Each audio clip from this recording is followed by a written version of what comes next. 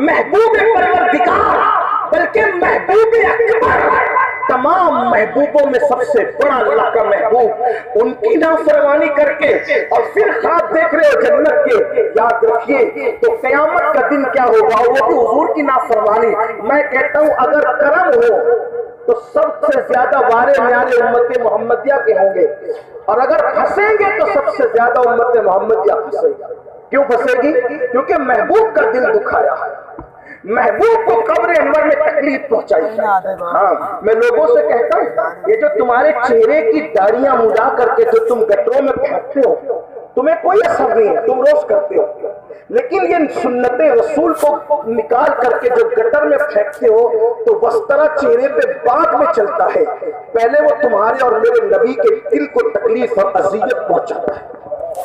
آپ کو نماز کی کوئی اہمیت ہے نہیں ہے مجھے نہیں پتا، لیکن جب تم فجر کی نماز میں سوتے پڑے رہتے ہو تو اس وقت وہ نشتر تمہارے نبی کے دل کو جا کر کے لگتا ہے، تم اپنے نبی کو اذیت پہنچاتے ہو۔ یاد رکھنا اللہ کی عدالت میں ایک دن کھڑے ہونا ہے، جو ماں کا دل دکھائے اس پر جنت کی خوشبو حرام ہے، جو نبی کا دل دکھائے وہ بھی قبر انور پہ، اور اتنا دل دکھائے کہ فرمائے میرے نبی کی نماز میں میری آنکھوں کی ٹھنڈک ہے، نماز کے لیے حاضری نہیں، چہرے پہ داڑھی رکھنے کا حکم ہے، چہروں پہ داڑیاں نہیں۔ اللہ اکبر، بیوی کہہ دے، توجہ کرنا، بیوی کہہ دے کہ مجھے یہ ڈریس پسند نہیں ہے آپ کا، تو دوبارہ تم وہ ڈریس نہیں پہنتے، اور رسول اللہ فرمائے کہ مجھے یہ تیری چیز پسند نہیں، تو آپ وہ کام بار بار کرتے ہو، ہر بار کرتے ہو، اور پھر عشق مصطفیٰ کا دعویٰ کرتے ہو۔ بیوی کی پسند اور ناپسند کا اتنا خیال، دوستوں کی پسند اور ناپسند کا اتنا خیال، رسول اللہ کی پسند اور ناپسند، یہ دوست تو دشمن بن جائیں گے، یہ بیوی تو رشتہ بھی توڑ دے گی قیامت میں، ماں باپ کے رشتے بھی ٹوٹ چکے ہوں گے۔ میرے امام کہتے ہیں ان کے سوا رضا کوئی حامی نہیں جہاں، ان کے سوا رضا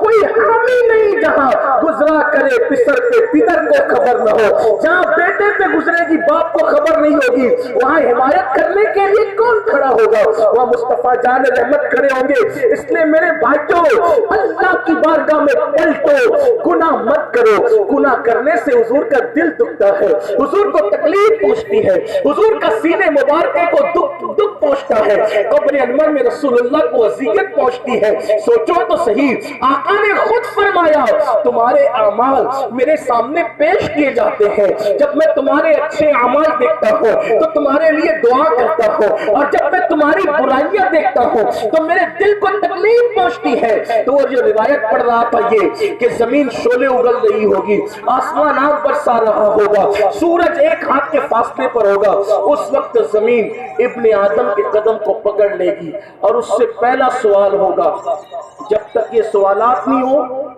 زمین اس کے پیر چھوڑے گی نہیں، اور سوال کیا ہوگا؟ پہلا سوال، تو نے اپنی زندگی کہاں گزاری؟ اللہ کی طرف سے سوال ہے، اپنی زندگی کہاں گزارا؟ پوری زندگی کا جواب دینا ہے، رات کہاں گزاری، دن۔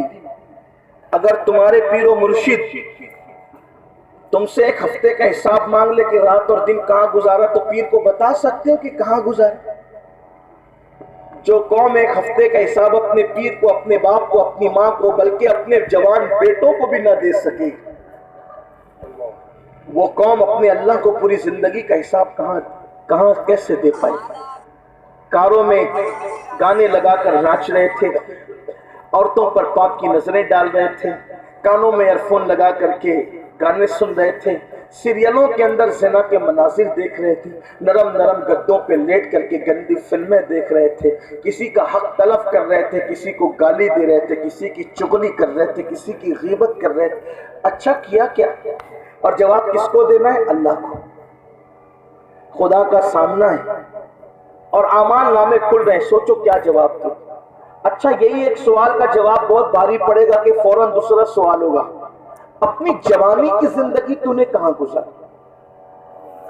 پوری زندگی میں تو جوانی بھی آ گئی نا، لیکن جوانی کا حساب اور پوچھا جا رہا ہے، جوانی کہاں گزاری؟ اس لیے کہ لوگ کہتے ہیں جوانی دیوانی ہوتی ہے، لیکن وہ اور جن کی جوانی دیوانی ہوتی ہے بلکہ میں کہتا ہوں ہماری جوانی بھی دیوانی ہوتی ہے، لیکن اوروں کی جوانی گناہوں کی دیوانی ہوتی ہے، عاشقوں کی جوانی مصطفیٰ جان رحمت کی دیوانی ہوتی ہے۔ اللہ نے جوانی دی ہے، کچھ رکعتیں زیادہ پڑھو۔ اللہ نے جوانی دی ہے، گرمیوں میں روزے رکھو۔ اللہ نے جوانی دی ہے، نفل روزوں کا اہتمام کرو۔ اللہ نے جوانی دی ہے، درود شریف کی کثرت کرو۔ اللہ نے جوانی دی ہے، تسبیح و تحلیل کی کثرت کرو، اس لیے کہ میرے اللہ کو جوانی بھی پسند ہے اور جوانی کی عبادت بھی پسند ہے۔ اللہ کے رسول صلی اللہ علیہ وآلہ وسلم نے یہاں تک ارشاد فرمایا کہ ان جوانوں کو خوشخبری دے دو جو اپنی جوانوں کو جو اپنی جوانی کو گناہوں سے بچا کر گزارتے ہیں، ان جوانوں کو مصطفیٰ جان رحمت کے پڑوس میں جنت عطا کی جائے گی۔ جن کی جوانی گناہوں سے بچ کر کے گزری ہے ان کو رسول اللہ کے پڑوس میں جوانی ملے گی۔ اللہ اکبر۔ آج لوگ کہتے مولانا ہم پر ظالم حکمراں مسلط کر دیے گئے، وہ فلاں یہ کر رہا ہے، وہ فلاں وہ کر رہا ہے، وہ فلاں وہ کر رہا ہے، وہ فلاں وہ کر رہا ہے۔ میں عرض کرنا چاہتا ہوں میرے عزیز بھائی، جب لوگوں کے دل اللہ کی خشیت سے خالی ہو جائے، اللہ کے خوف سے خالی ہو جائے اور پھر لوگ گناہوں پر دلیر ہو جائے تو پھر اللہ ان پر ظالموں کو مسلط کرتا ہے۔ جو آنکھیں اللہ کے خوف سے رونے کی بجائے، خدا کی خشیت سے رونے کی بجائے جو آنکھیں پاپ دیکھنے لگے، جرائم دیکھنے لگے، پھر ان پر ظالم ہی مسلط کیے جاتے ہیں۔ آئیے آپ کو بتاؤں، ایک دور تھا مسلمان جوانوں کا حال کیسا تھا، مسلمان جوانوں کا عالم کیسا تھا، اور آج کے حالات کیسے ہو گئے۔ جوانی کے اندر لوگ یہ کہتے ہیں بلکہ سمجھتے چلو یار عیش کر لو، چلو یار گناہ کر لو، پھر بڑھاپا آئے گا تو کس نے دیکھا، مر جائیں گے تو کس نے دیکھا۔ اس لیے لوگ دولت کے نشے میں، جوانی کے نشے میں اللہ اس کے رسول کی نافرمانی کرتے ہیں۔ لیکن آئیے میں ایک ایسے جوان کی زندگی آپ کی خدمت میں پیش کرتا ہوں کہ اللہ اکبر، اس کی جوانی کی شان کی تھی، اور دل کے کانوں سے سننا، ہو سکے اللہ کسی جوان کی زندگی میں انقلاب پیدا کر دے، کسی جوان کی زندگی بدل دے۔ یاد رکھنا، جوان ہی کسی قوم کا سرمایہ ہوتے ہیں۔ جس قوم کا جوان اللہ کے خوف سے رونے والا ہو جائے، جس قوم کا جوان گناہوں سے بچنے والا ہو جائے، جس قوم کا جوان پاکیزہ ہو جائے، پھر اس جوان کا حال یہ ہوتا ہے کہ اللہ اکبر، وہی دنیا میں انقلاب برپا کرنے کا سبب بنتا ہے، انقلاب پیدا کرنے کا ذریعہ بنتا ہے۔ اور جو قوم کا جوان گناہگار ہو، عیاش ہو، آوارہ ہو، کل کی فکر نہ کرے، فکر فردہ نہ کرے، پھر اس قوم کو جو وہ ذلت اور رسوائی کے گھاٹ اتار دیا جاتا ہے۔ یاد رکھنا، کچھ لوگ یہ سوچتے ہیں مولانا میرے اکیلے کے سدھرنے سے کیا ہوگا۔ میں کہتا ہوں ایک انسان ہی پوری دنیا میں انقلاب برپا کرنے کے لیے کافی ہوتا ہے۔ ایک ہی انسان بدل جائے تو پورا معاشرہ بدلتا ہے۔ بس ہمیں اپنے آپ کو بدلنے کی ضرورت ہے۔ آئیے دل کے کانوں سے ایک روایت سنیں اور پھر اس کے بعد میں اپنی گفتگو کو مکمل کروں گا، لیکن اپنی بہنوں کی بھی توجہ چاہتا ہوں۔ اللہ اکبر۔ اور یہ بھی یاد رکھنا، اگر اللہ کے عذاب سے بچنا، جہنم کی آگ سے بچنا، تو کسی طرح گناہوں سے بچ جاؤ، پھر اللہ کے کرم پہ چھوڑ دو۔ میرا اللہ اپنے بندوں پہ ظلم نہیں کرتا۔ اور میری بہنوں سے بھی کہتا ہوں، آج کل خواتین بھی جو ہے جوانی کی دہلیز پہ قدم رکھنے کے بعد اگر غربت میں ہے، پریشانی میں ہے، تو بعض عورتیں اپنی آبرو کا بھی سودا کر جاتی ہے، اپنی عزت کا بھی سودا کر جاتی ہے۔ رشتے آنے میں لیٹ ہو رہے ہیں، رشتے کی تقرری میں تاخیر ہو رہی ہے، تو کسی کا بھی ہاتھ پکڑ کے نکل جائے، نہیں، ہماری بچیاں ایسی نہیں ہو سکتی۔ آئیے ذرا اس کا ایک پس منظر میں آپ کے سامنے اپنے الفاظ کے جامع میں پیش کر کے بات مکمل کروں۔ حضرت امام یافعی رحمت اللہ علیہ، ان کی بڑی مشہور زمانہ کتاب ہے، اس کتاب کے اندر وہ ایک واقعہ لکھتے ہیں جس کو اپنے الفاظ کے جامع میں پیش کرنا چاہتا ہوں۔ دیکھیے دو دوست تھے، دو دوست ہیں، دونوں میں بڑی گہری دوستی ہے، بڑی محبت ہے، بڑا پیار ہے۔